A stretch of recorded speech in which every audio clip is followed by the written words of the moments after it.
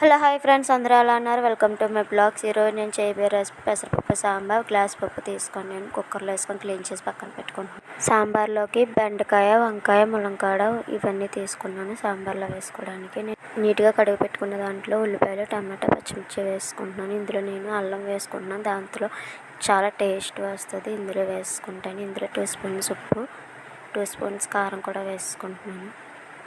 ఇప్పుడు నేను stove on చేసుకొని విసిల్ కూడా పెట్టేసుకుంటాను. కొంచెం వాటర్ వేసుకొని ఇది ఉడికేలోపు మనం చింతపండు నానబెట్టేసుకోవచ్చు. పెద్ద నిమ్మకాయ అంత సైజు చింతపండు తీసుకొని పప్పు ఉడికిపోయింది చూద్దాం. చూసారా ఎంత బాగా ఉడికిపోయిందో. దీన్ని మనం బాగా ఇప్పుడు మెత్తి వేసుకుందాం గరిటెతోని.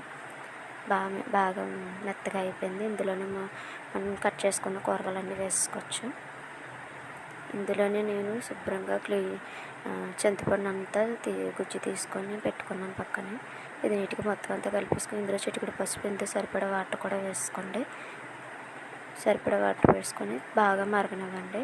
ఇందులో నేను మునగాకు వేసుకుంటున్నాను. చాలా టేస్ట్ అవుతుంది, ఆరోగ్యం కూడా చాలా మంచిది. ఇది బాగా మిరపని పోపు దినుసులు కూడా తీసుకున్నాను. జీలకర్ర, కందిపప్పు, మినపప్పు, ఆవాలు కూడా తీసుకున్నాను. ఆయిల్ బాగా హీట్ అయిన తర్వాత నేను వెల్లుల్లి, శనగపప్పు, మినపప్పు, జీలకర్ర ఇవన్నీ కూడా వేసుకుంటున్నాను. బాగా ఫ్రై అయ్యేంత వరకు కలుపుకోండి. ఫ్రై అయిన తర్వాత ఇవి కూడా వేసుకోండి. ఇందులో నేను చిటికెడు ఇంగువ వేసుకుంటున్నాను. అల్చి ఇంగువ వేసుకుంటున్నాను. చాలా టేస్టీగా ఉంటుంది, ఆరోగ్యం కూడా ఉంటుంది. తాలింపు తీసుకున్నాను.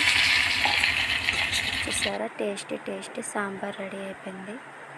మీరు కూడా ఒకసారి ఇది ఇలా ట్రై చేసేయండి. నచ్చితే ఒక లైక్ చేయండి. బై.